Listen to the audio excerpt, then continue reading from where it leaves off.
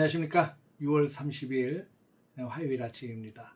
6월 한 달 동안 은혜 가운데 잘 달려왔죠. 이제 내일부터 7월이 시작이 되는데 무더운 날씨 속에서도 승리하시고 또 무엇보다도 7월 하나님의 은혜의 말씀을 가슴에 품고 힘있게 달려가기 위해서 잘 준비하는 우리 귀한 날 되시기를 주의 이름으로 축복합니다.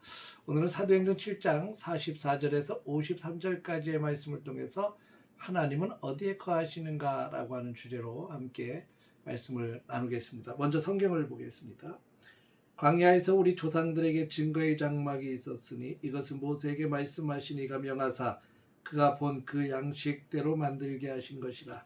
우리 조상들이 그것을 받아 하나님이 그들 앞에서 쫓아내신 이방인의 땅을 점령할 때에 여호수아와 함께 가지고 들어가서 다윗 때까지 이르니라. 다윗이 하나님 앞에서 은혜를 받아 야곱의 집을 위하여 하나님의 처소를 준비하게 하여 달라고 하더니 솔로몬이 그를 위하여 집을 지었느니라. 그러나 지극히 높으신 이는 손으로 지은 곳에 계시지 아니하시나니 선지자가 말한 바 주께서 이르시되 하늘은 나의 보좌요 땅은 나의 발등상이니 너희가 나를 위하여 무슨 집을 짓겠으며 나의 안식할 처소가 어디냐. 이 모든 것이 다 내 손으로 지은 것이 아니냐 함과 같으니라. 목이 곧고 마음과 귀에 할례를 받지 못한 사람들아, 너희도 너희 조상과 같이 항상 성령을 거스리는도다. 너희 조상들이 선지자들 중에 누구를 박해하지 아니하였느냐.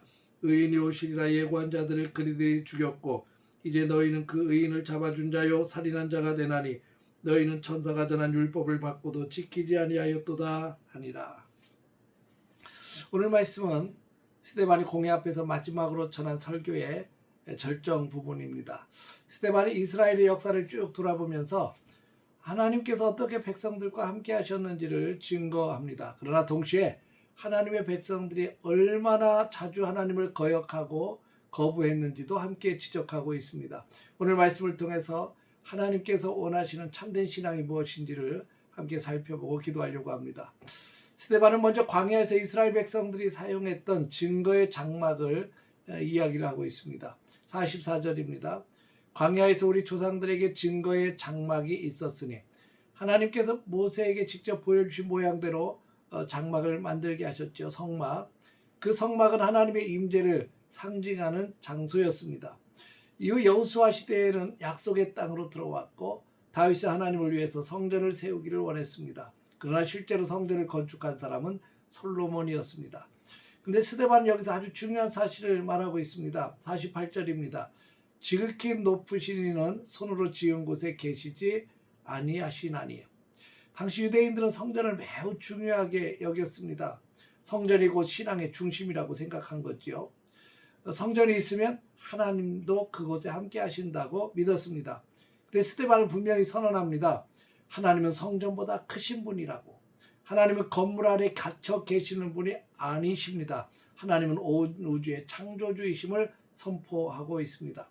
49절에서 이사야 선지자의 말씀을 인용해서 선포하고 있습니다. 하늘은 나의 보좌요 땅은 나의 발등상이니. 하나님은 하늘을 보좌로 삼으시고 온 세상을 다스리시는 분이 우리 하나님이십니다.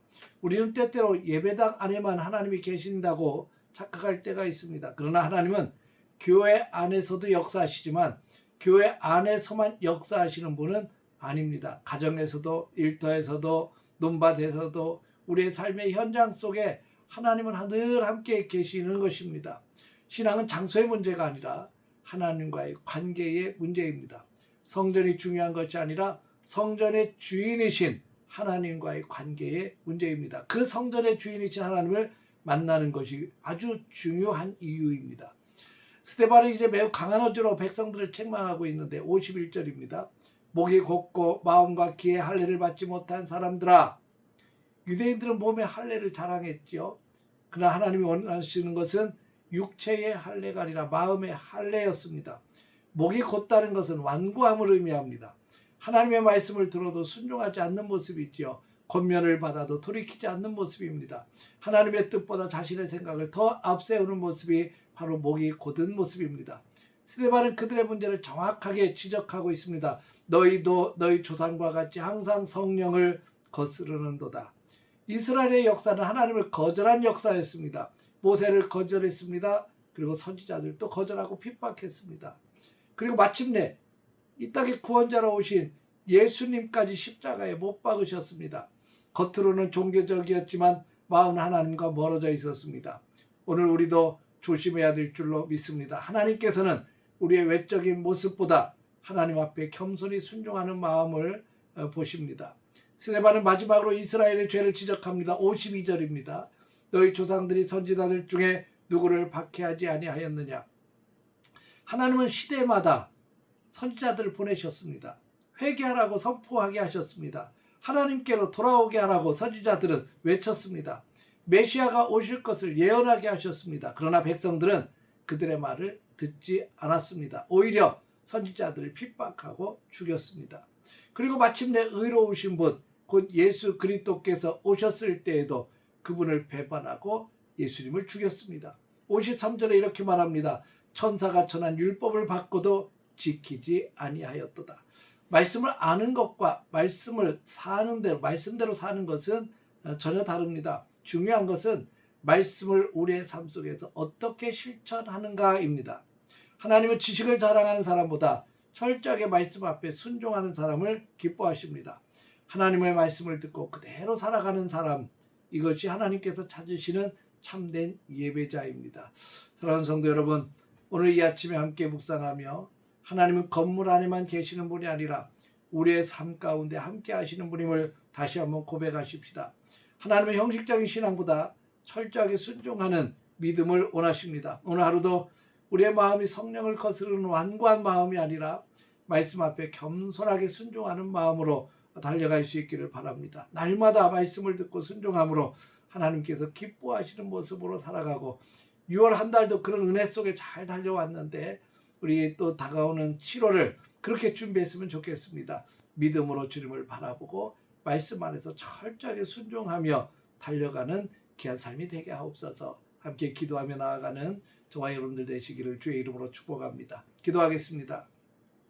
거룩하신 아버지 하나님, 철저하게 하나님의 은혜 가운데 머물게 하여 주시고 하나님 말씀 앞에 겸손하게 서게 하시고 하나님의 말씀 앞에 철저하게 순종하며 나아가는 우리 복된 삶이 될 수 있도록 도와주옵소서.